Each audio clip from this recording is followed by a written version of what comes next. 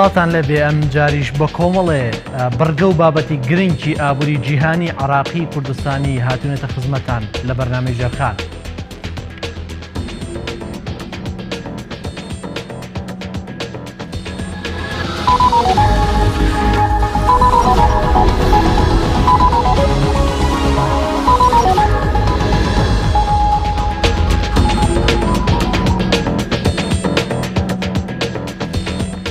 کۆمەڵی هەواڵی گرنگی ئابووریمان لە ماوەی هەفتەی ڕابردووە کە ڕوویاندا و ڕووداوی گرنگی ئابوورین بۆ ئامادەکردوون سەرەتا لە ئەمریکاوە.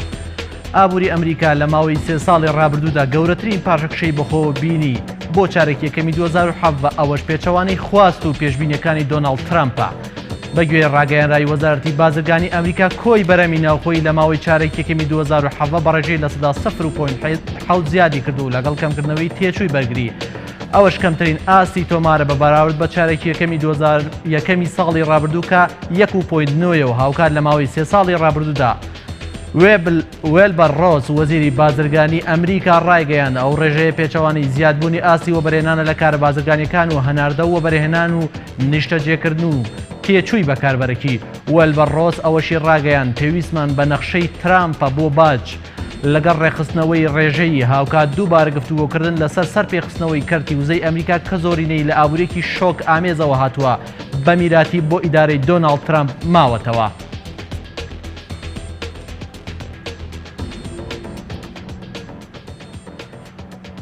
سندوقی دراوی نێودەوڵەتی یارمەتی دارایی پێشکەشی وڵاتانی ئەندام لە سندوقەکە دەکات بۆ چارەسەرکردنی کێشەکانیان. بەپێی راپۆرتی سندوقی دراوی نێودەوڵەتی بۆ چارەسەرکردنی کێشەی لاسەنگی تەرازووی پێدان و قەرز پێشکەشکردن واتە قەرز پێشکەشی وڵاتان دەکات لەگەڵەوەش کار دەکات بۆ سەقامگرتکردنی نرخی دراوی وڵاتانی ئەندام لە سندوقەکە. لە بەرامبەردا وڵاتان پێویستە ئاماژە بە نەخشەی چاکسازیەکان بکەن بۆ چارەسەرکردنی کێشەی تەرازووی پێدان و گەشەکردنی بەرهەمی ناوخۆیی. ئەوەشی ڕاگەاندووە توانای بەشداری وڵاتان لە چۆنێتی پێدانی بڕی قەرزەکە دیاری دەکات کە ئەمریکا لە سەدا 23 پشتی سندوقەکە بەردەکەوێت.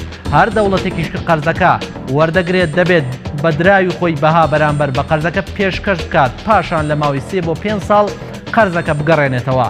تەرازووی پێدانی عراق واتە بەهای بازرگانی لە نێوان عراق و وڵاتان بۆ ساڵی 2015 گەیشتووەتە 21 ملیار دۆلار. هاوکات عراق بۆ هێشتنەوەی بەهای دیناری عراقی و ڕێگرتن لە کوردێنان قەرزی سندوقی دراوی نێودەوڵەتی دەکات.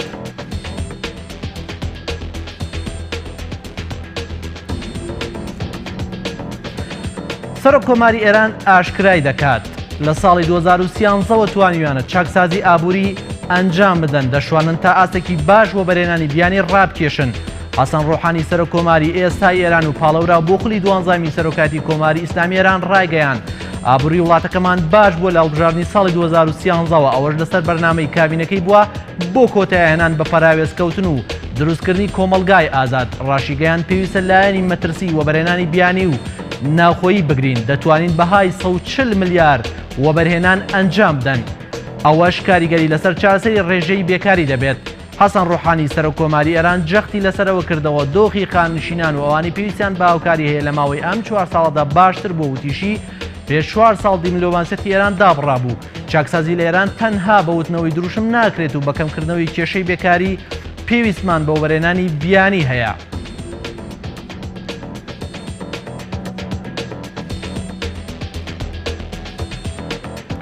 وهاوکات لە عراق وەزیری نەوتی عراق پابەندبوونی وڵاتەکەی بۆ بڕیارانەوە دەردەبڕێت کە مانگی ئایندێ ڕێکخراوەکە لە ڤیەننا لەبارەی درێژکردنەوەی ڕێکەوتنی کەمکردنەوەی ئاستی بەرەم دەری دەکات. جەبار لوعەیبی وەزیری نەوتی عراق لە میانەی کۆنفرانسێکی ڕۆژنامەوانی لە پاریسی پایتەختی فەڕەنسا ڕایگەیان پابەند دەبن بە هەر بڕیارێک کە ئۆپیک بە شێوەیەکی ڕاوێژکاری بڕیاری لەسەر دەدات. ڕاشگەیان عراق دووەمین وڵاتی گەورە بەرهەمهێنەری نەوتە. پابەندی تەواوی دەبێت بە بڕیاری ئاستی خستنە ڕووی نەوت کە ڕێکخراوی ئۆپیک ساڵی ڕابردوو پێگەیشت. ڕێژەی پابەندی عراق لە ڕێکەوتنەکەوە لە سەدا 97 بووە. مانگی داهاتوو 25 وڵاتی بەرهەمهێنەری نەوت لە چوارچێوەی ڕێکخراوی ئۆپیک لە ڤیەننای پایتەختی نەمسا دانیشتنی 127مین ئەنجام دەدەن. بڕیارە لەسەر درێژکردنەوەی وادەی ڕێکەوتنی کەمکردنەوەی ئاستی بەرەم دەدەن. بە پێی پێشبینیەکانی وەزیری نەوتی سعودیەش ئەگەرێکی بەهێزە کە ڕێکەوتنەکە درێژ بکرێتەوە.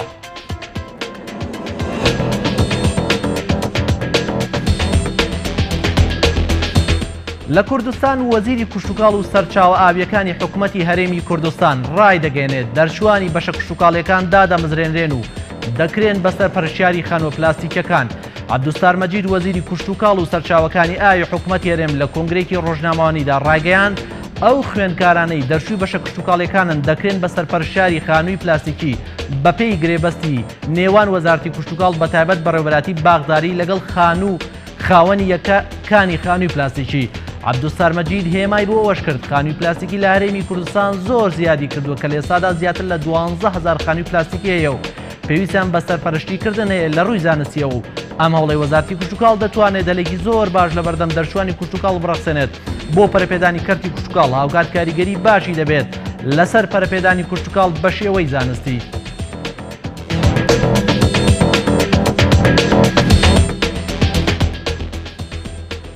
هەواڵەکانی هەفتە ئامانە بوون پێشکەشتان کرا.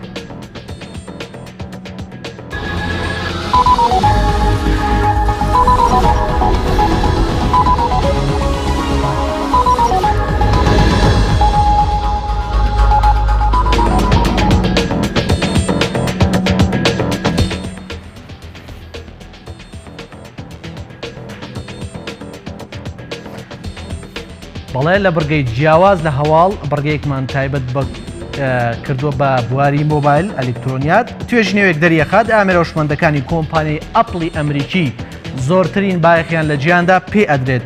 توێژینەوەکە لە نێوان 550 ملیۆن ئامێری جۆراوجۆردا کراوە تێدا دەرکەوتووە. بەکارهێنانی ئەپڵ مانگانە لە سەدا 35. ئێمە گرافیکێکمان لەو بارەیە بۆ ئامادە کردوون.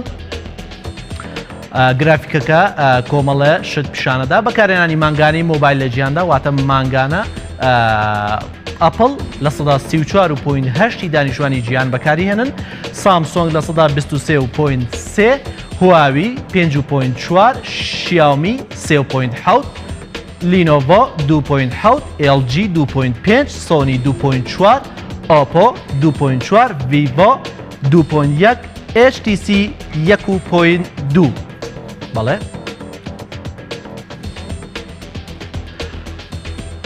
بەکارهێنانی مۆبایل لە جیهاندا واتە لە مانگانە بەپێی قاڕەکان ئەمریکا و کەنەدا. ئەمریکا لە سەدا 59.5 هاوڵەتەکانی مۆبایلی ئەپڵ بەکاردێنن بەپێی توێژینەوەکە و سامسۆنگ لە سەدا 28.4 و لە ئەوروپا لە سەدا 37.6 هاوڵاتەکانی ئەپڵ بەکارێنن. سامسۆنگ لە سەدا 28.4 لە ڕۆژهەڵاتی ناوڕاست واتە ناوچەی خۆمان لە سەدا 42.6 هاوڵاتیان مۆبایلی بەرهەمەکانی ئەپڵ واتە مۆبایل و تابلێتی ئەپڵ بەکارێنن بە تایبەتی مۆبایل و سامسۆنگ پشکی لە سەدا 37.9 بەرکەوتووە لە ڕۆژهەڵاتی ناوەڕاستدا. بەڵێ ئەمانە ئەو ئامارانە بوون کە دەریەخات کۆمپانیای ئەپڵ بەرهەمەکانی لە جیهانە بە شێوەیەکی گشتی زۆر بە شێوەیەکی بەربڵاو بەکاردەهێنرێت.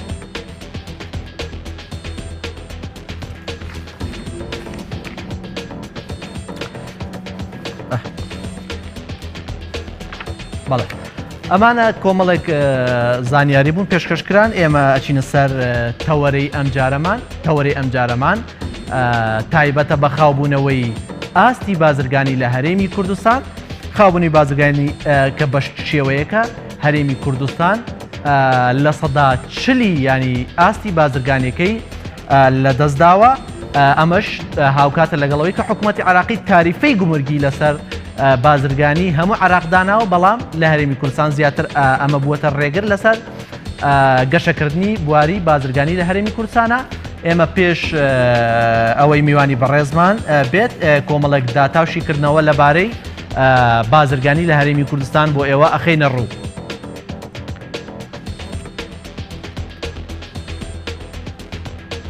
بەڵێ خاوبوونەوەی بازرگانی لە هەرێمی کوردستان و تورکیا لە هەرێمی کوردستان ئەمە بە شێوەیەکی گشتی کۆمەڵە ئامارن هی دەستەی ئاماری هەرێمی کوردستان ساڵی 2013 بۆ چواردە ئەنجام دراون. دامەزراوە شوێنە بازرگانیەکان بە کۆ و تاک لە هەرێمی کوردستانە 90,824 دامەزراوەی بازرگانیمان هەیە.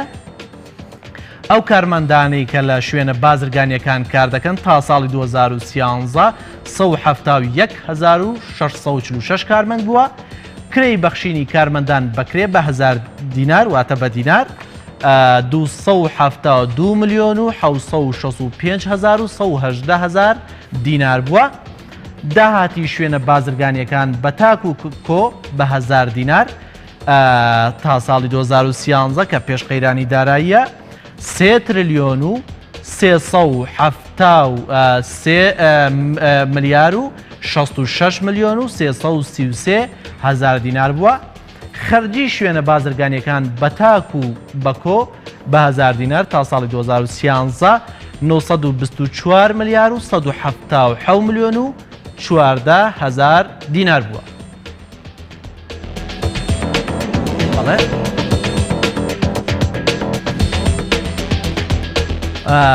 بە شێوەیەکی گشتی ئەو ئامارانەی لە بەردەستان خاوبوونەوەی بازرگانی لە نێوان هەرێمی کوردستان و تورکیا دابەزینی بەرچاوی بەخۆبینیوە لە ماوەی 2 ساڵیدا ڕابردوواتە لە 2014 و 15 تا 16 دابەزینەکە بە جۆرێک بوو گەیشتوەتە ئاستی لە 140 واتە هەرێمی کوردستان لە 140 بازرگانەکەی لە دەستداوە بەهۆی سەپاندنی تاریفەی گومرگیەوە 2000 کۆمپانیا هەرێمی کوردستانیان لە مەرزەکان بەجێهێشتووە 2000 کۆمپانیای گواستنەوە هۆکاری خاوبوونەوەی بازرگانی ئەو تاریفە گومرگەیە واتە ئەو سەپاندنی ئەو باج و گومرگەیە کە عراق سەپانوێتی بەسەر هەموو عراق و بەتایبەتی هەرێمی کوردستان.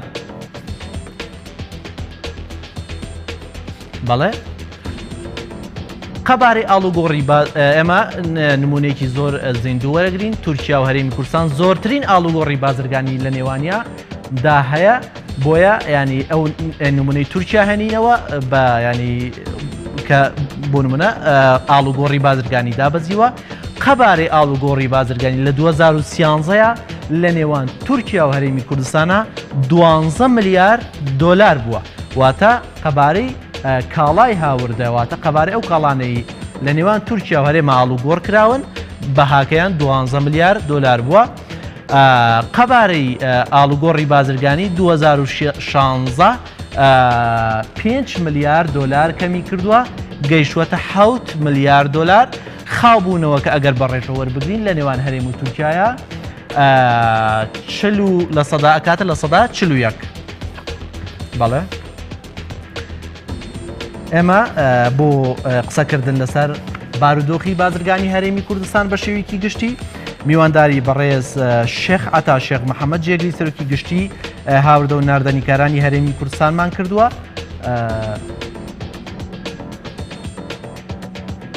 بەڵێ پاشکەمێکترەوە بەڕێزیان لە ستۆدیۆ ئامادە بێ و ئێمە چەند پرسیارێکی ئاڕاستاکەین.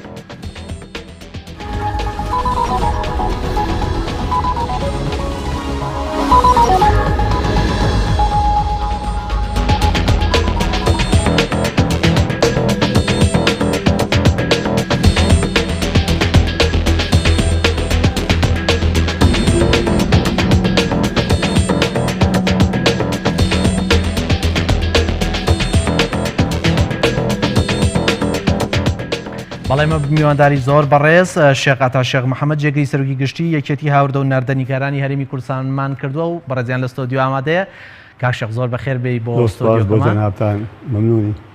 پێشەکی پێم خۆش ئەگەر ئامارێکتان هەبێت لەسەر ئاستی هاوردە و ناردەنی لە نێوان هەرێمی کوردستان و وڵاتانە بۆمان بخوێننەوە یان.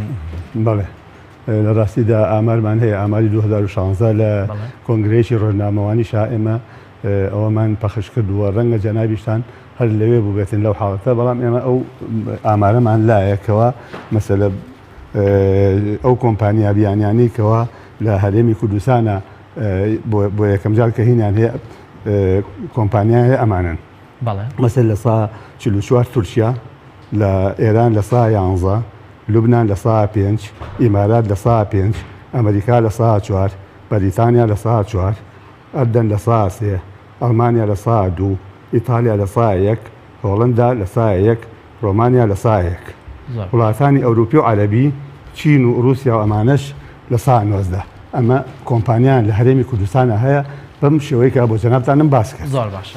جا ئامارمان هەیە ئاماری ئەو هاوردە و هەنادەیەکەوە مەسەلە لە هەمانە لە هەرێمی کوردستانە. ئاماری بۆ لە ساڵی 2016 بەم جۆرە بووە. لە ئیبراهیم خەلیل 1634 مۆڵەت دراوە بە بڕی 3 تریلیۆن دینار کاڵا هاو دەکراوە. لە حاجیۆمەران 85 مۆڵەت دراوە بە بڕی 55 میلیارد دینار کاڵا هاو دەکراوە. لە باشماخ 364 مۆڵەت دراوە بە بڕی 998 میلیارد دینار کاڵا هاو دەکراوە. لە پەروێزخان 291 مۆڵەت دراوە بە بڕی 66 میلیارد دینار کاڵا هاو دەکراوە. لە پەروێزخان لە ڕاپەڕین 30 مۆڵەت دراوە بە بڕی 3 میلیارد دینار 43 میلیارد دینار کاڵا هاو دەکراوە. گوڵمەکانی سلێمانی و شێلێ و شۆش میوەمانە 37 مۆڵەت بووە بە بڕی 59 میلیارد دینار کاڵا هاو دەکراوە. و هەروە فرۆکەخانەی هەولێر 170 مۆڵەتی دراوە بە بڕی 400 میلیارد دینار کاڵا هاو دەکراوە. و لە سلێمانی 171 مۆڵەت دراوە بە بڕی 530 میلیارد دینار کاڵا هاو دەکراوە. عمومەن 5 تریلیۆن و 151 میلیارد دینار کاڵا هاودەی هەرێمی کوردستان کراوە لە ساڵی 2016دا. زۆر باشە. زۆرترین کاڵا ئێمە لەکوێ هەواردە؟ ئێمە نمونەیەکمان باس کرد، باسیەوەمان کە تورکیا زۆرترین هاوبەشی بازرگانی لەگەڵ هەرێمی کوردستانە هەیە.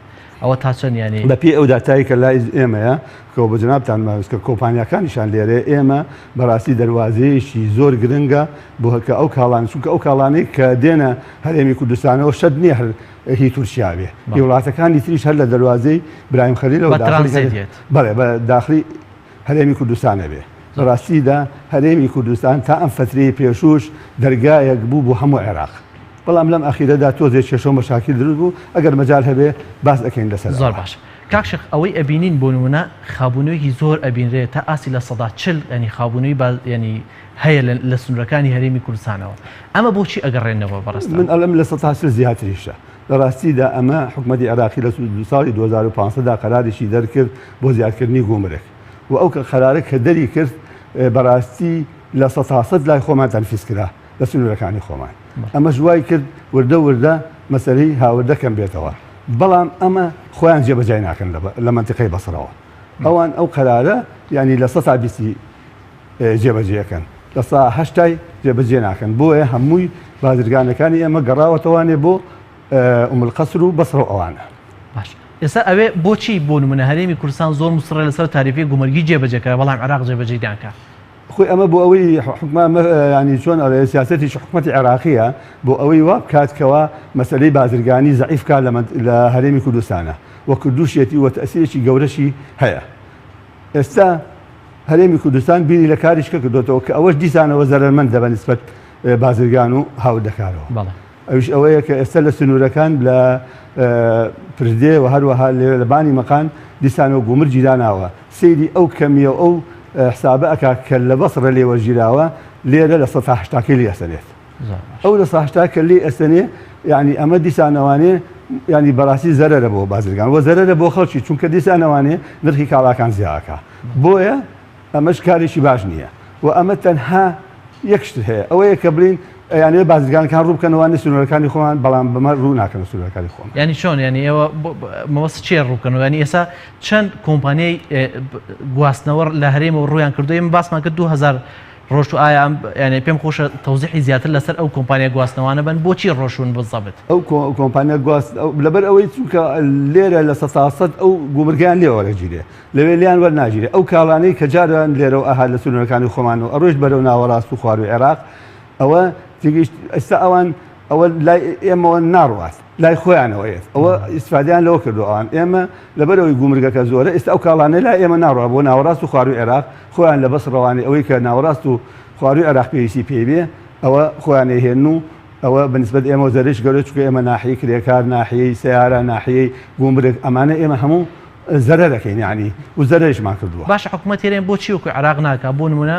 باسی ئەوە کرێت لەوێ تاریفەی گومرگی یا باج لەسەر کاڵەکان لانیکەم لە 150 وەرەگرن لە 150 تاریفەیە جێبەجێەکەن. بۆچی هەرێمی کوردستان لە 100 جێبەجێەکە لە کاتێک ئازانێت لە زیانیەتی؟ بەڵێ لە 150 تەنفیزی ناکەن جێبەجێ ناکەن کەمتریش جێبەجێەکەن ئەوان چونکە بەپی ئەو معلوماتێکی ئێمە وەروان گرتووە ئەو کاڵایی کە دێتە هەرێمی کوردستانەوانێ بەڕاستی ئەوان سەیری ئەو گومرگاکەن کە لێوە ژیراوە لەوێ حساباتی خۆی بۆ کا گومرگ و زیاکان لێسەنێ و ئەمەش بەڕاستی زەرمەندە بۆ هەرێمی کوردستان و بۆ گۆمرگ و بۆ حکومەت و بۆ خەڵکیش. ئەوەی کە ئەیبینە ئێوە ڕێکخراوێکی تایبەتن بە هاوردە و ناردنی ئەو زیانە قەبارەی و زیانانە چۆنە لە هەرێمی کوردستان کەوتون بەهۆی ئەمینەوە؟ وڵی بە تەحدید ئێستا ناتوانین بەس بڵێن ینی دابەزینی بەخۆی و زۆر بینیەوە. مەسەر تۆ حسابی 2014 بکە لەگەڵ 2015 زیاد لە 5 تریلیۆن زیاتر ینی فەرقی کردووە هێنانی کاڵا بۆ هەرێمی کوردستان. باش ئەی ئێوە چەند زیان تا کردووەکو بازرگانە؟ وڵە بازرگان بە عمومەن ئەوەی کە کارکات زیانی کردووە، بەڵام ئێستا ئەوەی کەشت کاڵا هێنێ بۆ بازرگان زۆر جار زەرەر ناکە، چونکە ئەو گومرگەی کە زیان لێسەر ئەویش خات سەر کاڵاکە و ئەمە لەسەر خەڵکەکە هینە بێت. زۆر باش. کاکشەخ چەند بازرگانی کورد ئێستا ڕویان کردو و منتیقی بەسڕە و ئەو سنوورەکانی عێراق بەعدەد ناتوانین تحدید، بەڵام زۆربەی ئەوانەی خاستن ئیشیانە کرد بۆ منتیقی جنوب و وەسەط هەموویان ئەوانە ڕویان کردوتەوانێ بەسڕە لەبەر ئەوەی گومرجێکی کەمەیەن و بە ئاسانی بۆیان داخل ئەبێت و خۆشیان تەوزیعیەکەن بەسەر شارەکانی جنوب و وەسەتی عێراق. ئەمە فشاری لەسەر بۆ نمونە حکوومەت هەرێمی کوردستان دروست نەکرد لەلایەن بازرگانەکانەوە، یان ئێوە هیچ پرۆژێکتان نەداوە بۆ؟ بەڵێ ئێمە پرۆژەیەکمان ناوە بۆ ئەوەی کەوا بیگەێنە سەرۆشی ئەنجومەنی وەزیران و ئەگەر بشکێ دانیشن لەگەڵ ئێمە بکە بۆ ئیتیان بگەێنین، چکە بەڕاستی کۆمەڵێ خەبیر هەیە کە کارەکەن لەسەر ئەو مەسەلانە زۆر بە ئاگانین، وەکو خەڵکانی بازرگان وەکو خەڵکی هاوردەکار ئەوەندە معلوماتیان نییە و هەر شتێک ئەیانەوە کە لەبەرێ پڕکەنەوانێ ئەو پارەی کە بەعلى ئاساس زەرەریان کردووە لە گومرگەکانە بیخەنەوە جێ خۆی، بەڵام بەمە ناچێتەوە جێ خۆی. ئێمە پرۆژێکمان تەقدیم کردووە بۆ ئەنجومەنی وەزیران و ئەگەر ئەنجومەنی وەزیران مەسەل لەگەڵ ئێمە دابنیشێ ئێمە توانین زیاتر تێبگەێنین و بتوانین ناوەڕۆکی پرۆژەکەتان گەشتێ باسی ئەو مۆزوعەکەین یەکەمیان ئەوەی مەسەلەی گومرگەکان کە لە هەرێمی کوردستانە لە ساسن تەنفیزەکرێ و هەروەها باسی ئەو وینەی کە تازە دانراوە، ئەو گومرگانی کە تازە دانراوە لە پردێ و لە بانیمەخان کە ئەو زیایی کە بڵین ئەو کەمی کە لەوێ لیانسن ئەو کەمی پارەکەمە ئەمان لیان وەرەگرنەوانێ. لەبەر ئەوەش ئەو دوو پرۆژەمان هین کردو و چەند شتێکی تریشە. زۆر باشە. هەز ناکە ینی وردە ینی ئاستی بازرگانی هەرێمی کوردستان ئەگەر بەردەوام بێ ئەم دۆخە زیاتر دابەزێ؟ بەتەئکید خۆ ئەمە ئەگەر ئەمان ئەم مەوزوعی ئەوە بێ ئەمەی کە جێبەجێ ئەکرێم کارێکە ئێستا هەیە بەڕاستی ئەوە زەرەرجی زۆر بۆ هەرێمی کوردستان ئەبێ ناحێ گومرگ ناحێ ئێمە ینی داواکەین بە لە 100% دەبێت تۆزێک ینی مەتاسەتی تیابێ لە مەسەلەی گومرگەکە خۆ ئەمە چی ئەبێت؟ بۆچی ئێمە ئەو دەواازەیە کە کرابەوانێ ئێمە هەرێمی کوردستانمان نابوو دەواازەیەشی گرنگ بۆ هەموو عێراق، ئێستا عکس بوانێ تێگەشی دەواازەکە بوو بەسڕ و ئەمەلقەسر ئەوە لای ئێمە کەم بوو. کاشێک لەوانەیە پرسیار بێ بۆ من و پرسیار بێ بۆ بینەرانیش، بۆچی هەرێمی کوردستان لە کاتێکە عێراق زۆر مسوڕ نییە لەسەر جێبەجێم تاریفە گومرگ، بەڵام هەرێمی کوردستان هەر سوورە لەسەری؟ یەک خاڵەیە ئەوش ئەوەیە کە لەم فترەی پێشوە حەشی شعبی هینێکی دانا، ئەمانیش گومرجیان دانا لە منتقەی خاڵس و ئەو منتقەیە و ئێستا ئەوانش بوو بەڕسمی ئەو کاڵانەی کە لە هەرێمی کوردستانەوە ئەڕوا بەرەو جنوب وەسەد ئەوانیش گومرگەسەنن. ئەو ئەم بۆیە حکومەتی خۆشمان ئەمەی داناوە ئەم گومرگەی لە بانی مەقان و لە هینداناوە لە جیاتی، بەڵام ئەوەش کارێکی باش نییە. زۆر باش. ئەگەر بە پێچەوانەوە حسابی گەین بوون لە عێراقەوە ئێستا بوونە بە زۆری چییە بۆ هەرێمی کوردستان؟ ئایا ئەوانیش بوون و ڕوبڕۆی هەمان گرفت نابنەوە لەگەڵ هەرێمی کوردستانە بازرگانەکانی ئەوێش؟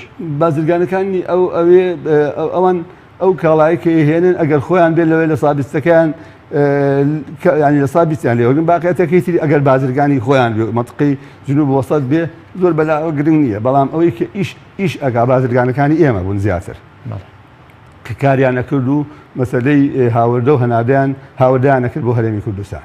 زۆر باش. ئەگەر ئەم دۆخە بەردەوام بێ هەستەکەی ئایندەی بازرگانی بەرەوکوێ ڕوە؟ وڵی تەمان ئەمە کارێکی باش نییە و ئێمە زەرمەند دەبین و میلەتەکەش زەرمەند دەبێت، چونکە زۆر جار وەکو باسمان کرد ڕەنگە بازرگانەکە ئەگەر زیایی لێ بسەنن ئەی خاتە سەر کاڵاکە کە دەستێک کردێ سەر کاڵاکە و بە لەم قەیرانشە ئەکەوێتە سەر هاوڵاتیان، لەبەر ئەوە هاوڵاتی زەرمەندی یەکەم هاوڵاتیە لەمە. زۆر باش. من کۆتا پرسیارمەکە ئەەکەم ڕوبڕی بەڕستان پێدوانیە ینی هەرێمی کوردستان ینی ئێستا لە هەموو لایەک و عێراق گەماڕۆی دابوون و لە ڕووی موچەوە ئەوە بە هەمان شێوە، لە ڕووی بازرگانیەوە بە هەمان شێوە ئەگەر بەم دۆخە بڕوە هەرێمی کوردستان بازرگانیەکەی لە دەست بدا پێدوانیانی ڕوبەڕووی ئیفلیج بوون جۆر لە ئیفلیج بوونە بێتەوە ئابووری هەرێمی کوردستان بەتەکید ئەگەر بەو شێوەیە بڕواەوە لەسەر ئەم ناژەیە کە هەیە ئیش بکەن هەرێمی کوردستان زەرمەند دەبێ و زەرمەندێکی زۆریش و ئەبێتە سەبەبی ئەوەی کە بەڕاستی ئیفلیج ببێت هەرێمی کوردستان زۆر باشە ئەگەر خۆتان شتێکتان مابێ جان وڵایەتر ئێمە هەر ئەوەیە داواکەین لە حکوومەتی هەرێمی کوردستان لە ئەنجومەنی وەزیران مەسلەی ئەو گومرگانەی کە هەیە لە سنوورەکان وەکو عێراق لە ساسەد تەنفیز نەکری ئەمە یەک دووەمین ئەو هەتانەوێت چەند بوونمونە لە سەدا چەند والله ئیتر ئەوە کەوێتە سەر نەوعیەتی شتەکان ینی با لە 100 دەبێت لە 150 بێ لە 140 بێ بۆ ئەوەی هەموو ئەو هینە ڕووبکاتەوە هەرێمی کوردستان ئەو تاجیرەکانی ئێمە هەمووی ڕووکەنەوە هەرێمی کوردستان باکەم ئەمە یەک دووەمیش ئەوانەی کە دایان ناوە لەسەر لە بانیمەقان و لە پردێ ئەمەش بەڕاستی ئەوەش لا بچێ ینی یا ئەگەر هەر دینیشی ئەەکەن با بەدەستپێکی کەم بێ ینی بۆ لە 180 لەو بازرگانە نەفسەن و ببێتە هۆی ئیفلیجی بازرگانی لە هەرێمی کوردستان. من زۆر سپاسی بەڕێستانەکەم بەڕێز شێخ ئاتا شێخ محەممەد جێگری سەرۆکی گشتیەکێتی هاوردە و نادانیکارانی هەرێمی کوردستان زۆر سپاس بۆ جەنابتان سپاس ماندوومان کرد سپاس لەم بەرتەوام بوو لەگەڵمان سپاس بۆ کاتی خۆش.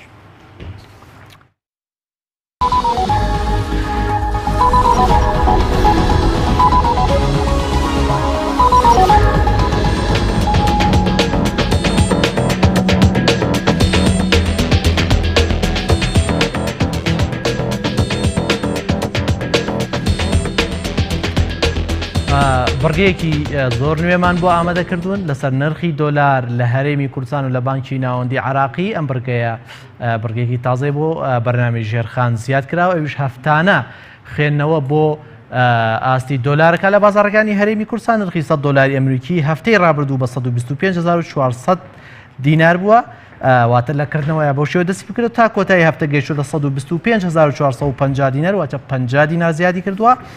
بەڵام لە ناوڕاستی هەفتەیە بەهاکەی دابەزی ئێمە گرافیکێکمان ئامادەیە نرخی دۆلار ڕۆژی شەممە لە بازاڕەکانی کوردستانە نرخی دۆلار لەکردنەوەیە 100 دۆلاری ئەمریکی بە 125400 دینار بووە و نرخی بانکی ناوەندی 180100 دینار بوو واتەوە نرخی بانکی ناوەندی ئێمە لە بانکی ناوەندی عراقی وەرماگرتووە ڕۆژی یەکشەممە کردنەوەی لەکردنەوەی بازاڕە نرخی 100 دۆلاری ئەمریکی 125400 دینار بووە نرخی بنەڕەتی 100 دۆلاری ئەمریکی بەرامبەر بە دینار لە بانکی ناوەندی 180100 دینار بووە بە هەمان شێوە و ڕۆژی دووشەممە لەکردنەوەی بازاڕە نرخی دۆلار دابەزینی بەخۆوە بینیوە بۆ 125300 دینار واتە 100 دینار دابەزێنی بەخۆوە بینیوە نرخی بانکی ناوەندی 118200 دینار بۆ پێچەوانەی نرخەکەی بانکی ناوەندی نرخ لە بازاڕەکان کەمی کردووە.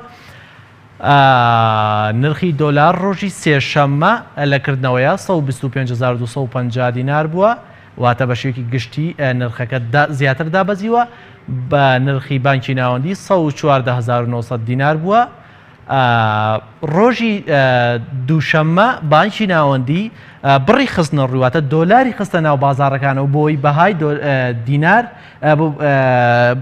بەرز بێتەواتە کاتێک دۆلار زیاتر خرایە بازاڕەوە بەهاکەی کەمترە بێ لە بەرامبەرە نرخی دینارەکە بەرزەبێتەوە ئەوەش پاڵپشتیەکە بەردەوام بانکی ناوەندی ئەکات بۆ ئەوەی نرخی بەهای دینار لە بازاڕەکانە کەم نەکا خستنە ڕووی دۆلار 167 ملیۆن دۆلاری خسوەتە بازاڕەکانەوەتە بە بانکەکانی فرۆشت و لە ڕێی بانکانیشەوە خراوەتە بازاڕەوە چوارشەممە بەهۆی خستنە ڕووی ئەو بڕەپارەیەوە لەکردنەوەیە نرخی دۆلار 100 دۆلاری ئەمریکی بۆ بە 125400 دینار نرخی بانکی ناوەندی بەرزبووەتەوە بۆ 180200 دینار و پێنجشەمە و کۆتایی هەفتە لەکردنەوەیە نرخی دۆلار 125450 دینار بوو بەڵام نرخی بانکی ناوەندی 1700 دینار دۆلاری فرۆشتووە.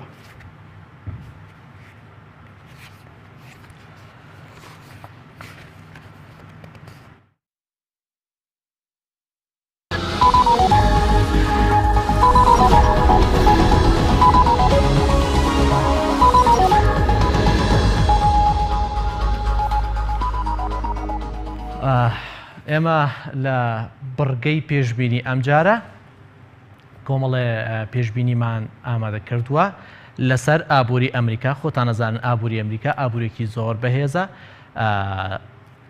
ڕێژەی ئاستی بەرهەمی ناوخۆی ئەمریکا 90 خۆی لە GDP خۆی لە 90 تریلیۆن دۆلارەدا. ئابووری ئەمریکا بۆ چارەیەکێکی ئەم ساڵ واتە 2007 گەورەترین پاشەکشەی لە ماوەی 3 ساڵی ڕابردووە تۆمار کردووە.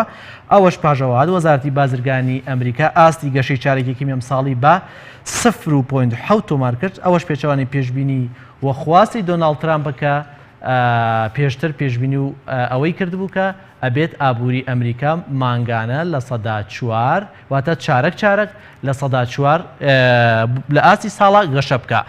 ئەمە ئەو جەدوەلەیەکە وەزارەتی بازرگانی ئەمریکا ئیعلانی کردووە. وەک لێرە بینین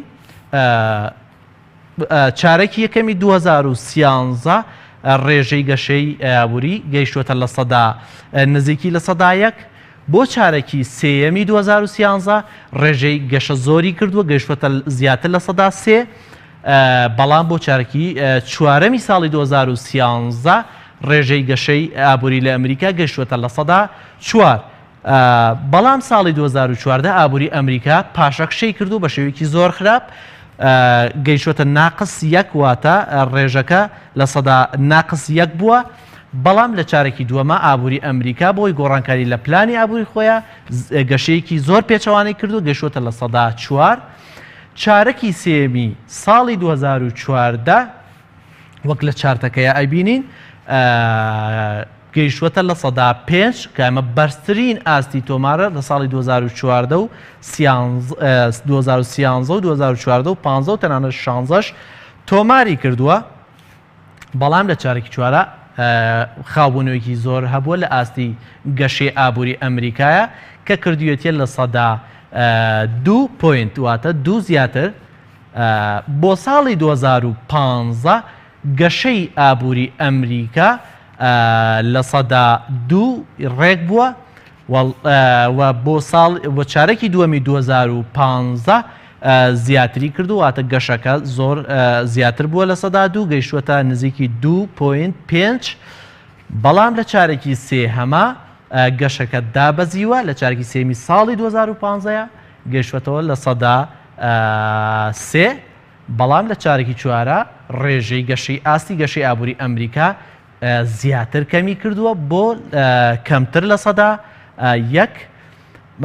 و هاوکات لە چارەکی ئەمە چارەکی چوارم. بەڵام ساڵی 2016 لە چارەکی یەکەمە ئاستی گەشەی ئابووری کەمتر لە سەدا 1 بووە. بۆ چارەکی دووەمی 2016 ئاستی گەشەی ئابووری ئەمریکا لە سەدایەکی تێپەڕ کردووە. چارەکی سێمی 2016 ئابووری ئەمریکا گەیشتوەتە لە سەدا نزیکی 4 واتە 3 زیاتر ببورن. لە چارەکی چوارەمی 2016 ئابووری ئەمریکا گەیشتوەتە لە سەدا 3 پوینت واتە لە سەدا 3 زیاتر. بەڵام بۆ 2017 کە چەند ڕۆژی ڕابردوو ئاستی گەشە دیاری کرا ئاستی گەشەی ئابووری ئەمریکا لە سەدا 0.7 بوو واتە نەگەیشتە لە سەدا 1. ئەمەش خراپترین ئاستی گەشەی ئابووریە کە لە ماوەی ینی ماوەی 3 ساڵی ڕابردووە تۆماری کردو لە سەردەمی دۆناڵد ترامپە. بەڵێ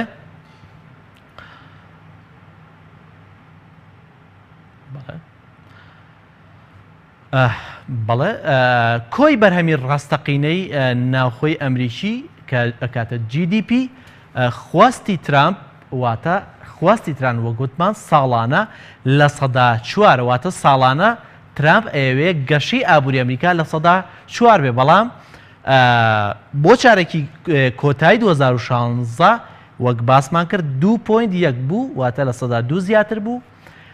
بۆ چارەکی کۆتایی 2017 واتە سێمانگی کۆتایی 2017 پێشبینیەکانی ئابووریناسان ئەوەیە ئابووری ئەمریکا بە تەواوی پێچەوانەی خواستەکانی دۆناڵد ترامپ بێ بەو جۆرەی کە ئابووری ئەمریکا بۆ ڕێژەی لە سەدا 1.2 دا ئەبەزێ واتە ئابووریەکە گەشەناکە پێچەوانی خواستەکانی دۆناڵد ترامپە کە لە سەدا 4.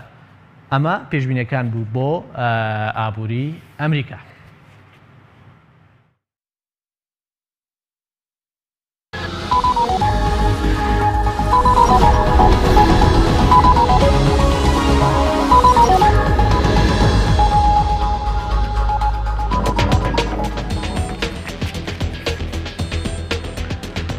بەڵێ بەڕێزان ئەمانە کۆمەڵێ بڕگە و بابەتی ئابووری هەفتەی ڕابردوو بوون کە پێشکەشکران کە پێگاتوو لە پێشبینی و هەواڵ و کۆمەڵە بڕگەی گرنگ بوون تا بەرنامەیەکی تر خواتان لەگەڵ و کوردستان ئاوادان بێ.